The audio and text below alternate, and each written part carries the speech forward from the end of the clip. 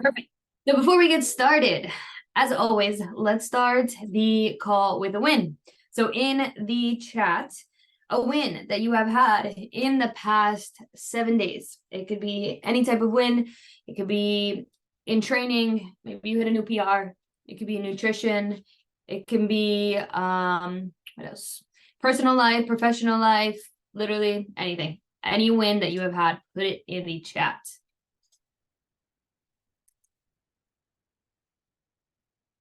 What is my win? My win. Ooh, okay. My win is kind of sort of figuring out this logo situation that I'm really excited about. I finally reached out to somebody that's going to help me with it. So that's in the works. Thank you for everybody that helped. Where is the chat?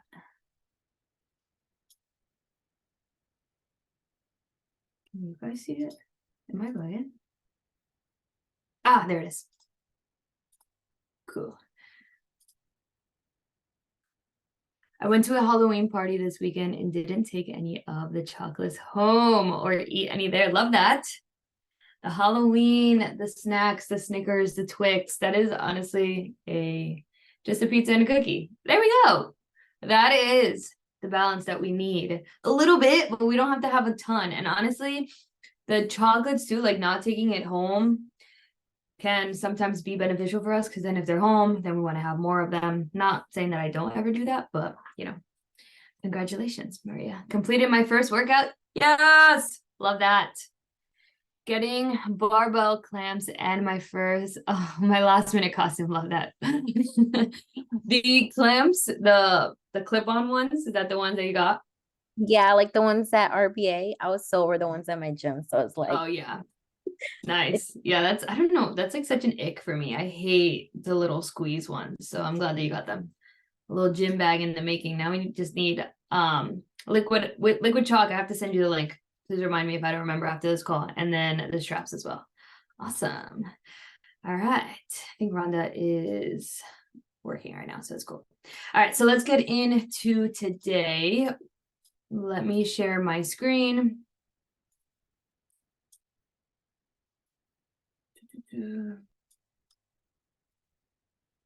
Perfect. Cool. Should be able to see my screen here. All right, so today I'm gonna try to make this relatively quick, but I feel like I've been pretty honest with them. This one might be a little bit long, but I will do my best. So last week we talked all things eating out, right? What are the decisions that we're supposed to be making? How can we really build out the day? Where should we put our carbs, right? All of the kind of like, okay, make these decisions in terms of food, right? So if you haven't watched that already, whether you're on the recording or whether you're on here right now, make sure that you do look at that, because really that's kind of like the blueprint, similar to like, okay, you eat breakfast, lunch, and dinner, right? When you're going out to eat and when you have that plan, how can you adjust certain things so that you have more flexibility? Because the reality is sometimes it is hard to fit these meals that we eat out. All right. So last week we spoke about this, whether you're going out to lunch, whether you're going out for dinner, where you're placing your carbs, how we're being mindful, what are the components that we are using to build it up, the protein, right? The veggie-based meals. Dinner looks a little bit different, right? So again, if you haven't looked at that call, make sure you do so. We also talked about things like looking at the menu in advance, recommending healthy options. We talked a little bit about social pressures. Just to build off of this, something about recommending healthy options. So do be that friend. Do be that like person that says like, hey, I found this really cool spot. Like it's a healthier spot. Maybe we can go here. Or like, would you guys be down to, and then recommend all these healthy spots. I have planned with all of my friends for 2 weeks from now, right? Group of us we were going to go get pizza, pasta. And it was a similar situation to the one here on the top left. Like we were going to go to a place, heavier pizza, a lot of dairy, a lot of oil. Like it is good, but I was like, hey, I found this cool place. Like it's called True Food. Would you guys be down to go there? It's kind of the same. It's just a little bit lighter. Like we can go for like light, fresh vibes. They have really good drinks there. Also very light. And honestly, everybody was down. So again, like ship that idea. Just be like, do you guys want to go here instead? And odds are nobody really wants to say no to like a healthier option. All right. Okay. So today, let's get into the psychology of eating out. Now, the problem now is much bigger than knowing what to do, right? You understand, okay, here's where I'm having my carbs, or I'm going out to eat and I should choose this, but like, do I want to choose that?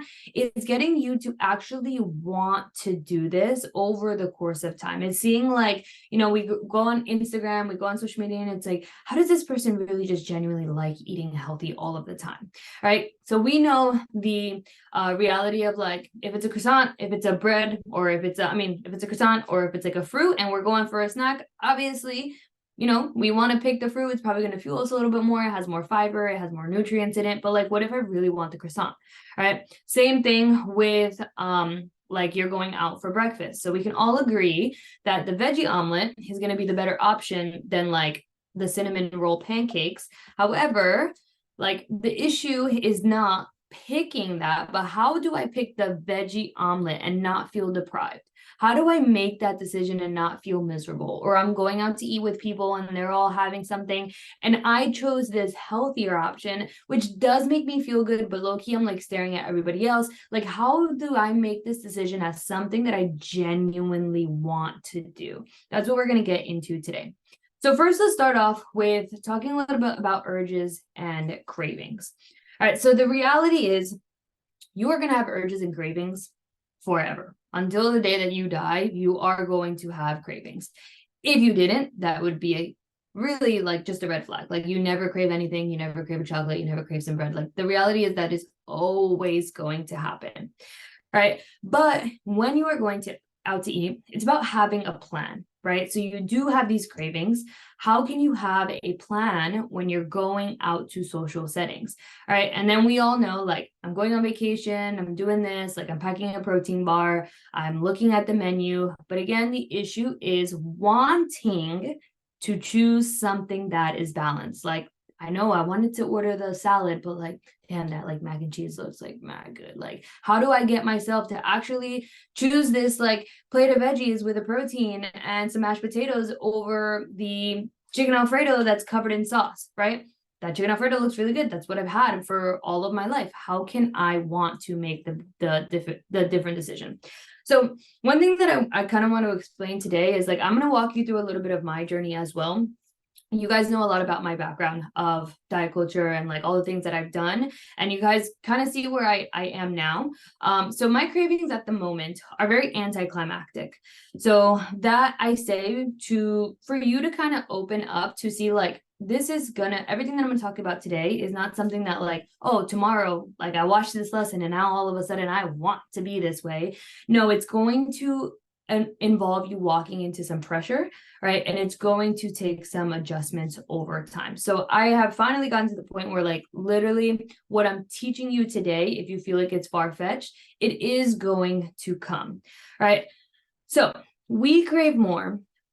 We crave more of what we have more of, kind of. So what I mean by that is we all have some type of restriction and non-variety. Even before you started this journey, or maybe you just got started. A lot of times we look at like healthy meals and like eating healthy and this is so restrictive, it's so boring. They just kind of eat all the same things all the time. Realistically, you eat the same things all the time. It's either just like not the healthiest or it is the healthiest. Anybody that has any type of like diet, whether it's a healthy diet or not a healthy diet, they have lack of variety, whether it's pizza and burgers and this and that, or it's rice and potatoes and veggies. There is some type of restriction and lack of variety. But now how can we get ourselves to shift that internal menu? How can I get myself to shift from wanting a croissant to wanting the protein shake with a fruit? All right. So let's talk about the value of a craving. So we can kind of get into the education of what's really going on here and how can I start to see my cravings as different. So for people, often you probably have said this or you've heard, it's like a little bit won't hurt, right? You're getting cake, you're going out, you're getting a little piece of chocolate, whatever. They're like a little bit won't hurt, right?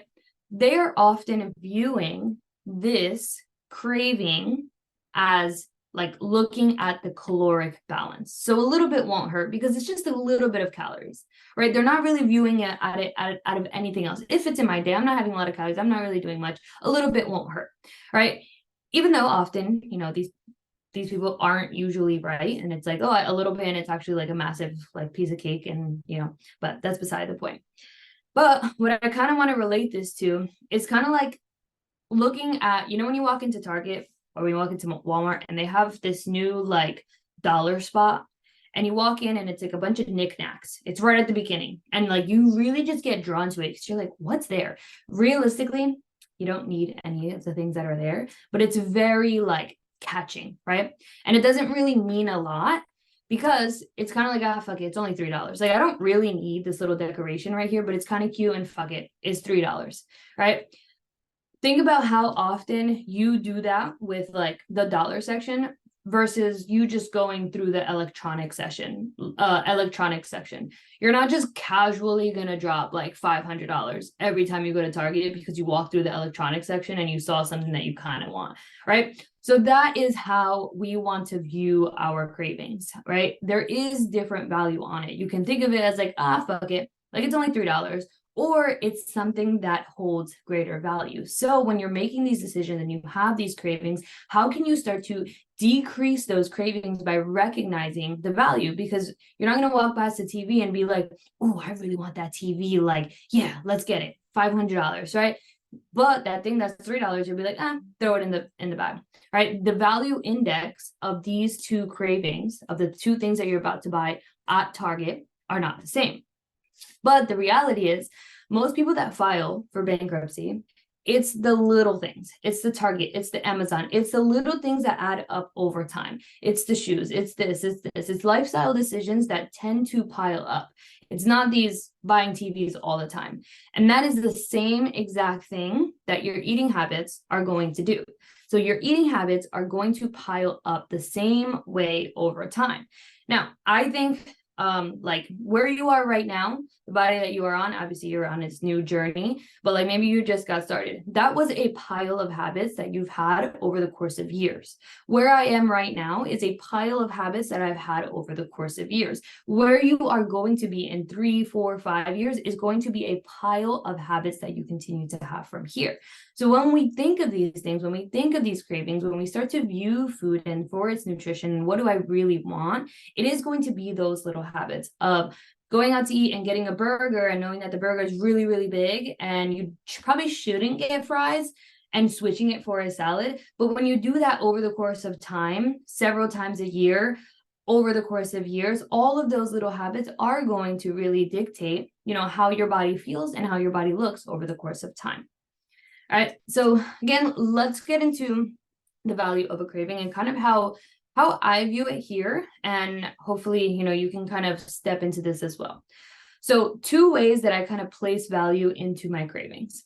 So I place larger value on the things that are outside of my game plan, right? Those things that are outside. If I have a game plan right now, anything that doesn't line up with anything that is in that, so anything on the outside holds more weight. It holds more value to me. It's going to cost me more.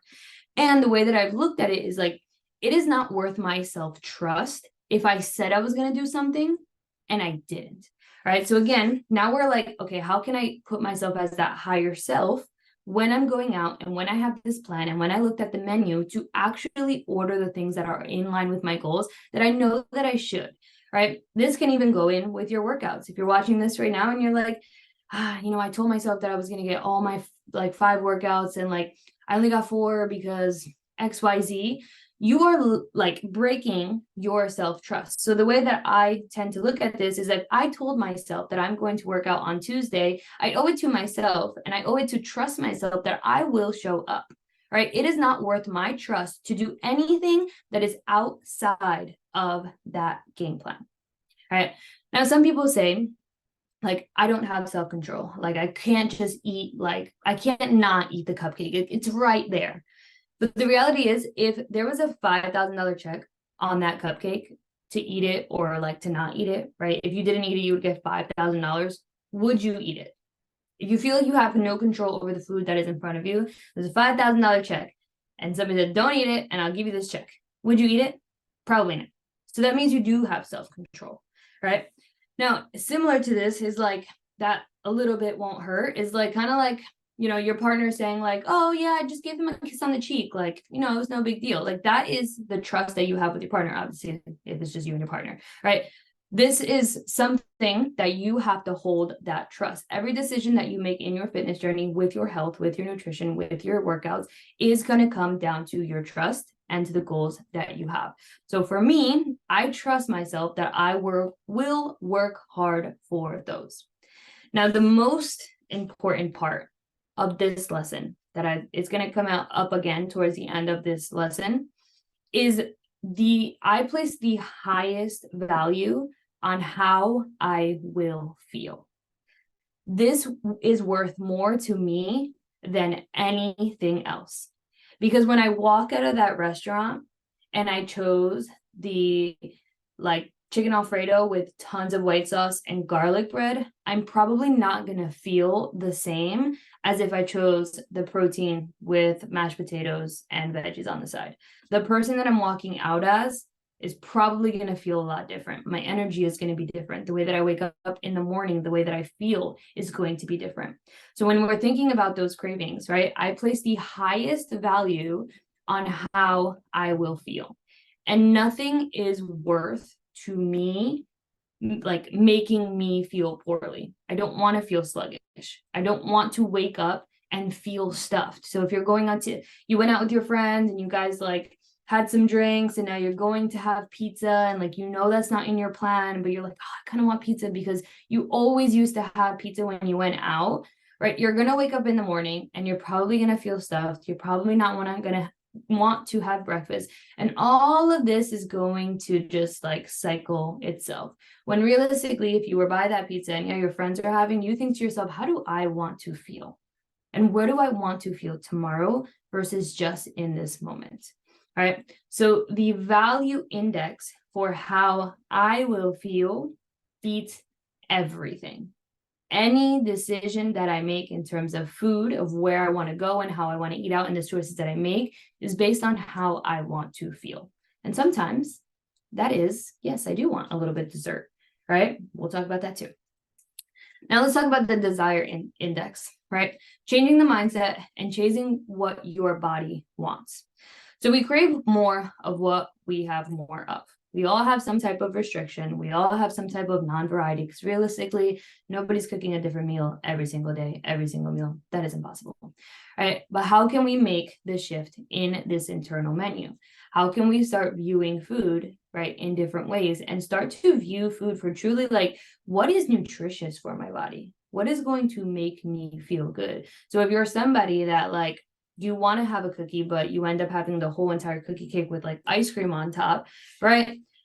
Start viewing like what is actually in that meal, right? If you're trying to decide of like, should I just have the bread or should I go for like the protein-based meal that I had for myself? What are the different components of those meals, right? Because I was definitely a carb girl. I was a carb girl mostly. What I realized is because I restricted carbs for so long that like I always felt like I wanted carbs.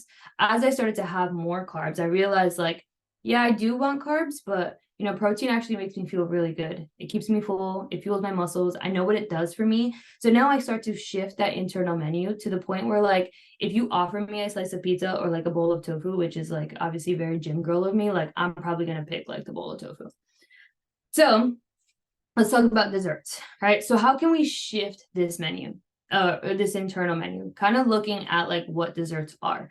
Desserts are great. You guys know I love my desserts, but realistically, they are like a lot of sugar and a lot of butter, right? They're sugar, they're flour, they're butter. They probably don't have a lot of nutritional value. So when we start to like realize that as well, like we can start to think about what is consistently going into our body. And I'm not shaming this at all, right? Obviously you can have your desserts, but it kind of goes down to like what I'm about to say. How much do I really want? How much do I really need? And how much is going to make me feel good? Because realistically, this is a lot of sugar. This is a lot of butter. And my body is probably not going to respond that well to it. But thinking about what goes inside food and having that education, right? Now you're probably thinking of like, when you're tracking your calories and you're picking a meal, you're like, oh, I kind of want this, but like, my macros right now, the way I'm gonna go this way because it's not really, I don't really want to mess with my day. I would just want to have a nice clean day.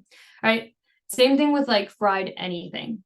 A lot of people, especially like if you just started, I think this is for everyone at some point, you kind of make this shift to not really enjoy fried food. I used to love fried food. I am Colombian. We have so much fried food in our culture. And what I started to realize of fried food is one, at one point, like I had it and it just like, I realized how sluggish it made me feel. And then I started to really think about like what fried food is. And it's literally like dipped in oil, like whatever you're having, it's something that is like just simmering, submerged in oil. And when I think about that, I'm like, one, this isn't great for my health. I shouldn't be having this all the time.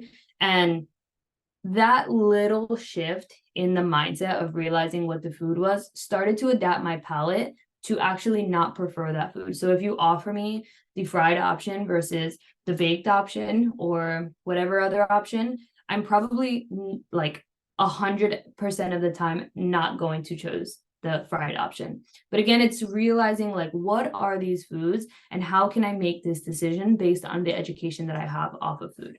Right. Again, that value index. So when we think of, right, shopping for like red bottom heels, right? Somebody goes and they're shopping, they're like, oh, I really want these heels.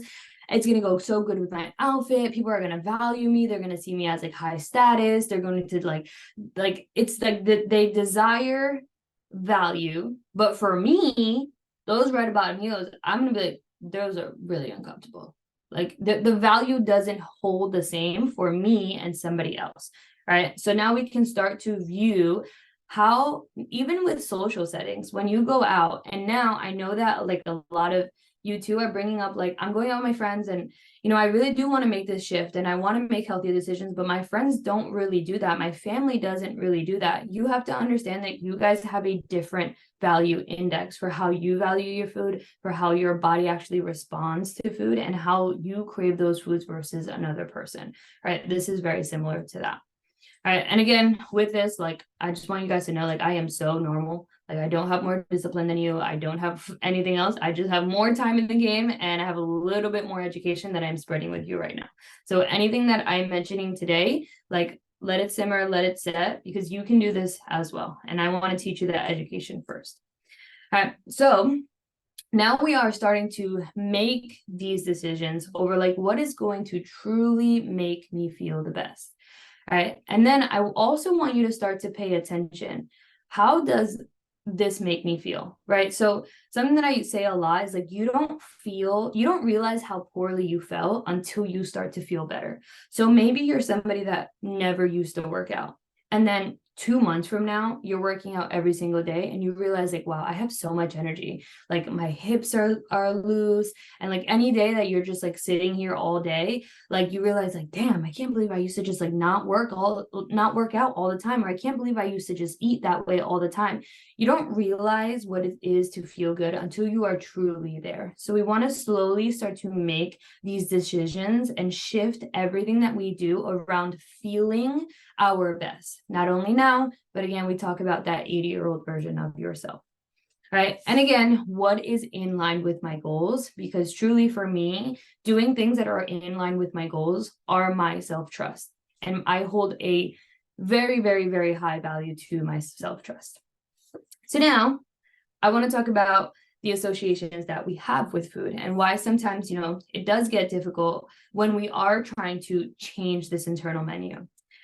All right, so we associate different foods with different settings. So alcohol with social settings, parties, vacations, dinner, events. It's like on a normal Tuesday, you wouldn't be having like a drink, but just because you are at dinner with somebody, you're like, this event, I need to drink alcohol.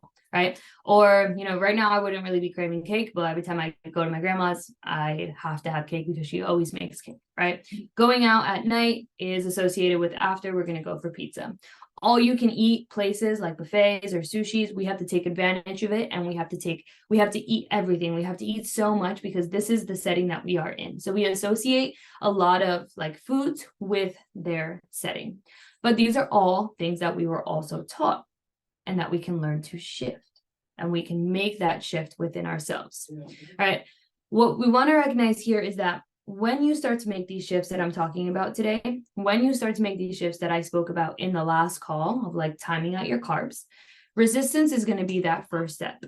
And we have to normalize that. And I want you to feel that, because when you start to go out to eat, I used to feel this way as well. All my friends are there and I'm ordering something different. And I'm like, oh, I'm going to feel so good after. But like, this is kind of difficult for me because I'm so used to ordering this, or like, this is a little bit awkward. Normalize the fact that you are going to feel resistance, right? That is good. Resistance is change. Resistance is you pushing into somebody that genuinely likes to do this self, right? Resistance of you waking up and going to the gym at 5 a.m. because this is the new you, right? That is not a bad thing because you are changing your life.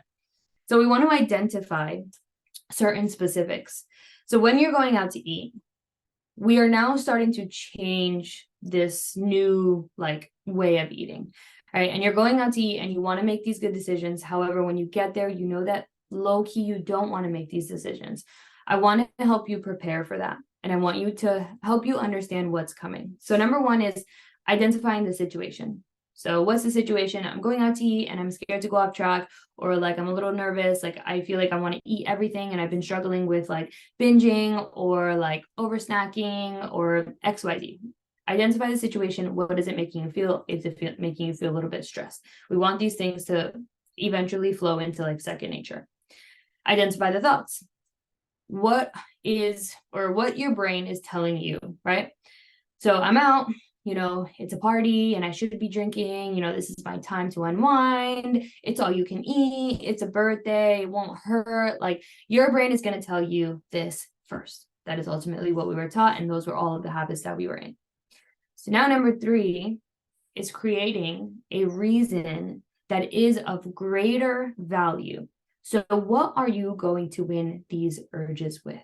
How are you going to genuinely want to get up in the morning at 5 a.m. because this is the new you, right? How are you going to, you have to create a reason that is of greater value, that if you didn't choose this particular thing, you technically would kind of be letting yourself down, or you would be swaying yourself in a direction that you don't really want to go. All right. So why is it better to make this decision? How do I want to feel tomorrow? How do I want to feel after? What can I have instead? Right, whatever option is there, right? What is the mission that I am on? A lot of my calorie deficit girls, I tell you guys all the time, this is not an easy process. And when you are on a calorie deficit, sometimes it can feel like, damn, I am restricted. Even healthy meals, even you're going for like a rice bowl, you're like, damn it, my calories are mad low right now. I am 10 weeks in, I'm this and that. Like I am here to normalize that because I know that it's not easy. But what is the mission that you're on? Because this is just temporary. So a little bit of both, just temporary sometimes, but ultimately that health mission is going to be like a forever thing. Why is it going to be easier to choose the option that I had planned for myself? So maybe you are going out for drinks, maybe you aren't getting dessert, or maybe you're on your way home and you have something at home and you kind of want to stop for fast food, but you're like, I kind of made like this and I should have this. Like, why is it actually going to be easier to go home and have the meal that you have prepped? I'll save time. I don't have to drive to the place. I'll also save money, right? That is of greater value than going out to eat right now. So I'm actually going to want to make this decision and I'm going to eat it and it's going to taste really good, right? I won't have to adjust my plan. That's something for me. Sometimes I'm like, I kind of want this, but like, I don't really want to adjust right now. Like, I'm just going to go with what I had planned for today. So we recognize these 3 things. What is the situation? What are the things that my brain is telling me, right? That is swaying me in the opposite direction. And what are the reasons that I'm going to create that is going to create greater value for me to actually want to move in a different direction? And then we game plan. So decide what you're going to do. This is when you're looking at the menu or whatever it is. Recognize how it will feel when you make this better decision, when you walk out of the situation. It is going to be uncomfortable. Recognize that as well. Recognize that you might be sitting there and you might feel different because you made a completely different decision, right? But uncomfortable, and we'll probably do this as another challenge because this is at the beginning of the year. Uncomfortable is an amazing thing. And I want it to be something that you guys genuinely thrive off of. Making yourself uncomfortable to the fact that like, every time that you get uncomfortable, you know that you're growing. Because the reality is, you can sit there and be uncomfortable with a situation or making a food decision that's going to actually be better for your health and better for your goals. And it's okay for you to feel uncomfortable, but you can work past that, right? You push through split squats. That's like like you literally do this. You squat, you deadlift, you do hip thrust for 10 sets, or maybe you do that hip thrust dominant month that it's 30 reps. You do all things that make you uncomfortable and you surpass that. So you can work past this uncomfortable situation. I even saw an example of like, you pushed at a baby. You're going to tell me that you can't sit at dinner? Like, for all my moms here, like, you literally did that. You made yourself so uncomfortable. There is no other uncomfortable situation that you cannot like work past because you've reached the highest capacity. So anything under that, you can continue to work past. All right, all of this stuff is going to get better over time. It's not going to feel uncomfortable, especially with social settings. I know that can be a thing. And another thing is allowing yourself, which we're going to get into as well. Like allowing yourself to maybe do have a little bit. So you're having dessert. Maybe I do have a spoon because I don't want to completely restrict myself. Right. And again, we'll get that into a little bit. We don't want to completely restrict yourself of that, because that's just going to make you want it more and more and more. All right. So allow yourself, give yourself something to do, like seltzer or whatever. And if you do follow your plan, have something to actually celebrate it. Post it in a chat, like maybe you're doing a streak on the app, like celebrate the fact that like, oh, nice. I'm so proud of myself for working towards my highest self. Tell me I'm always here, right? To kind of like hype you guys up. So I just want to give real quick a recent journey that I'm on, right? So that you can feel like this is a new journey that you're doing. I'm going into the social setting. I'm trying to get myself to not want to eat everything that's on the table and to make better decisions. So for me, my recent journey was alcohol. All right. I kind of felt like, I should be drinking. I'm used to drinking. I'm more social with it. Right. First thing that started for me was like the education. Like, I know that alcohol is not great for me. And if you followed me from like years ago, you know that I probably drank a lot. No, not probably. I drank a lot more than I drink now, especially when I was out with my friends. All right. So the first thing for me is like the education of, I know what alcohol is doing to me, what it's doing for my sleep, what it's doing for my training. And it's just the education. And then I started to really tap into like, how does it make me feel? And I realized that it didn't really make me feel good, not only in the moment, but when I got home the morning after I woke up, that whole day. Right. And then I started to adjust. Okay, I can't be drinking that much because it makes me feel like shit the next day. It gives me anxiety. I don't feel good. So I'm going to bring it down. And as I started to adjust, my body started to adjust. And it's like, oh, this is nice. Like, you don't have to drink as much. You're not drinking as much. As I started to drink less, even like smaller amounts. And I know this is not for everybody because I have a lot of friends that drink. Like, I've literally done this for a while too. Even drinking less, I realized that it still was making me feel shitty. Like, I have 3 drinks, 4 drinks, which honestly is still kind of a lot, but like compared to what I was having before, like even just a small amount was making me feel shitty. But I was still stuck in my own ways, right? But I was still stuck in my own ways. And I continued to still do this to myself. So I would go out and I would have too many drinks and I would wake up in the morning and I would have a hangover. And I just kept repeatedly doing this, right?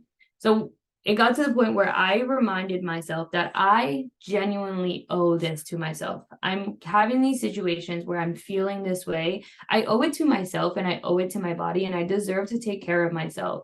So bringing my alcohol intake down is only going to benefit me. So I did the same exact things here. Identify the situations. So it's when I'm in social settings, right?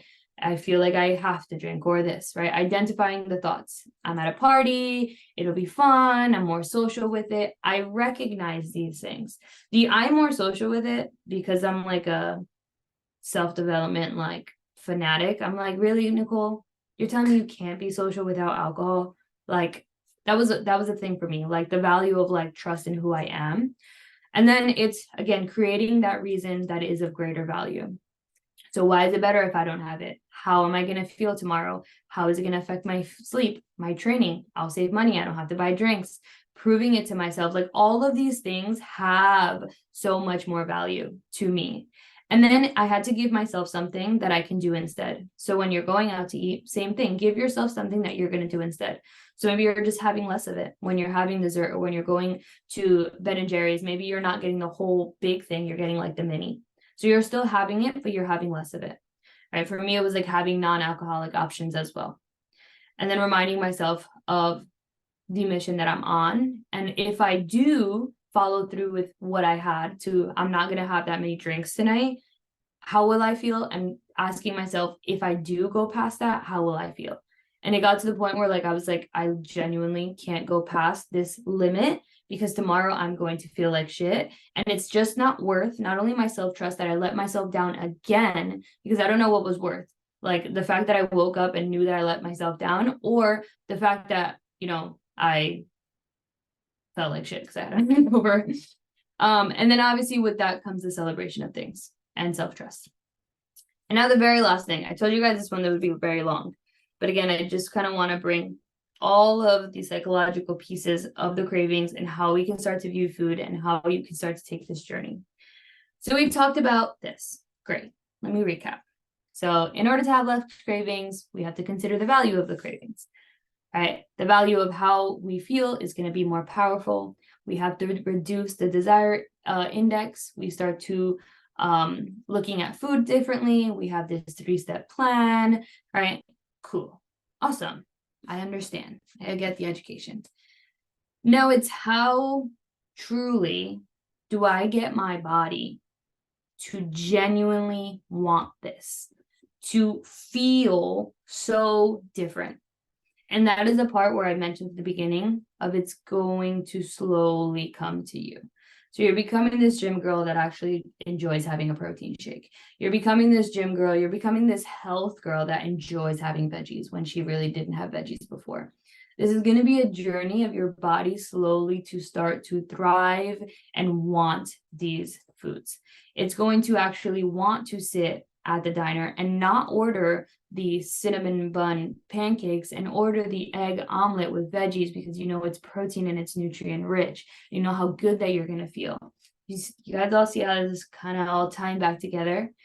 As you do it more and more, now I'm sitting here and my friends could literally all have ice cream and pancakes for breakfast, and I'm going to sit here with my protein rich meal because I know how it's going to make me feel, and I know how I want to feel, and I value what I'm putting in my body.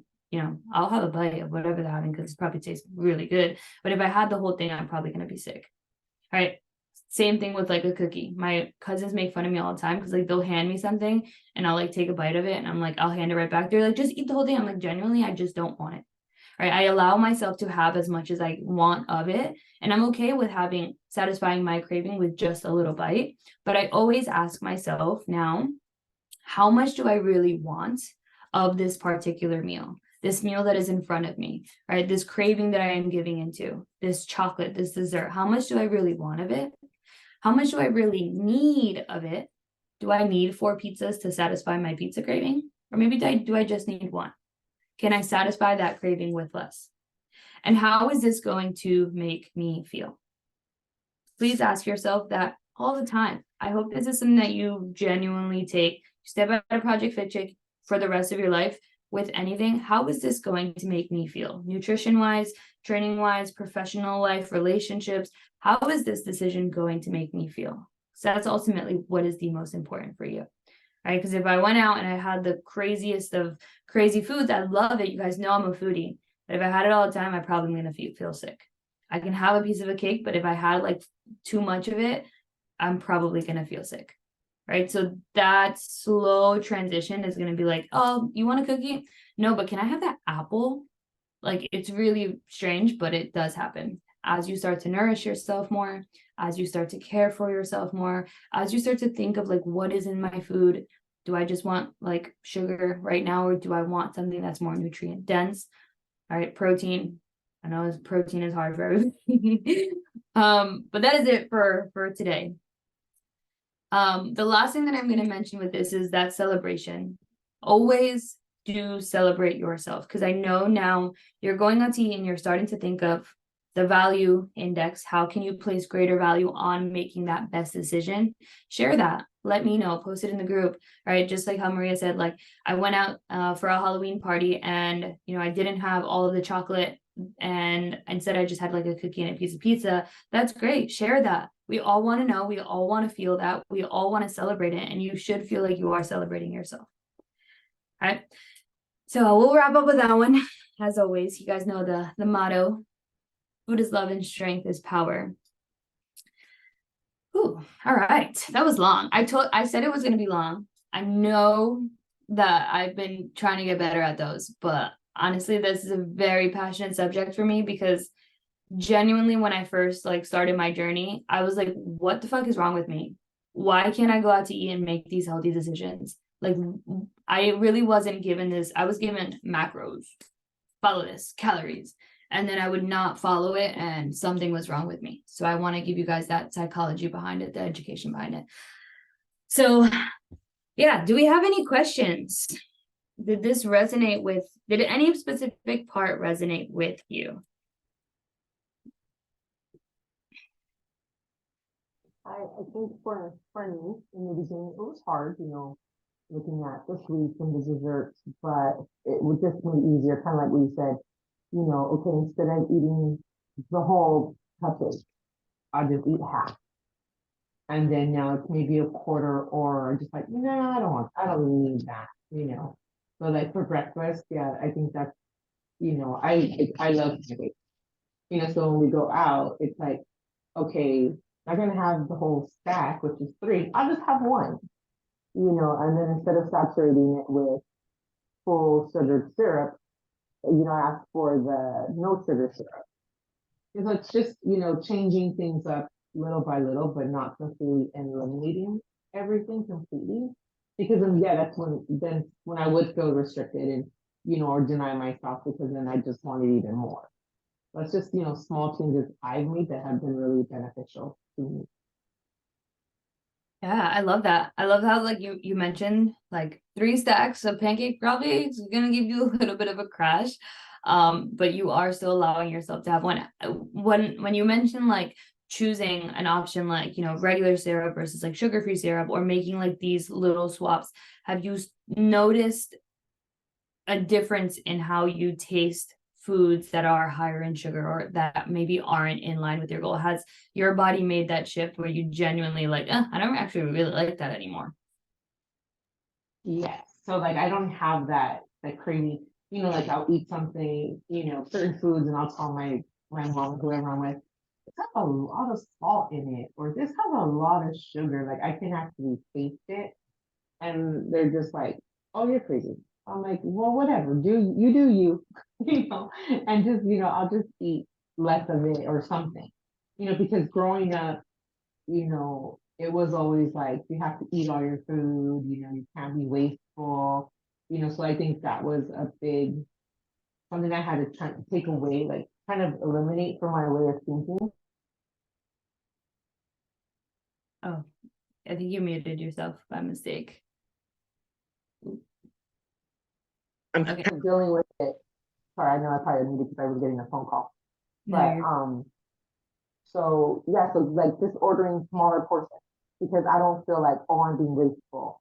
If I would have ordered the bigger portion, the full on meal. So it's just making smaller modifications, but for me, what's also, the bigger part is just having a good support system, and I think if people don't have that out in their everyday life, at least they have your community in which they'll be able to find. That's always been helpful. Yeah. That's amazing. I definitely resonate with and I think a lot of people will too, of like eating everything on your plate or being like you have to eat it. Like for me, when I was growing up, something that was super glorified was like the fact that I was 5 years old eating like a massive plate of food, and my family would be like, oh my god, look, she can eat all of it, or they'd be like, don't waste food, like there's people starving. And it's kind of like, it is very common for us to feel like we have to finish everything on our plate, but that's something that we have to start to unlearn. Like it's no less wasteful for you to throw something out versus you like stuff yourself. Realistically, like it's not going to anybody that genuinely needs it. Ideally we would want to pour ourselves less, but sometimes that's not the case. So sometimes for like me, when I was with my friends, I noticed that my friends have a very good relationship with like not, well, some of them not finishing everything on their plate or taking things to go. For me, that was like never a thing. I felt like I always had to finish everything that was there and I had to overstuff myself. So that was something that I had to start to unlearn. And like I see parents do it now with kids. They're like, make sure you eat the whole thing. I'm like, this kid is literally like 5 years old. Like I can't even finish that.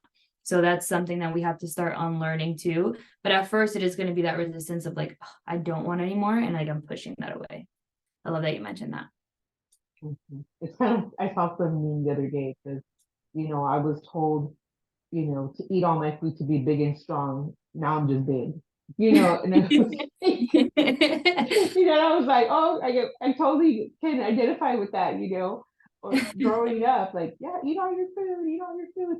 But, I think for Mexicans, that's just a cultural thing, like eat all your food, and especially if you grow up in a poor household, it was like, having food was a privilege, certain things. So you had to eat it, And then for me too, with my grandma, she would like, if we didn't eat her food, she would take it as they don't like my cooking, and she would cry. So you would feel bad.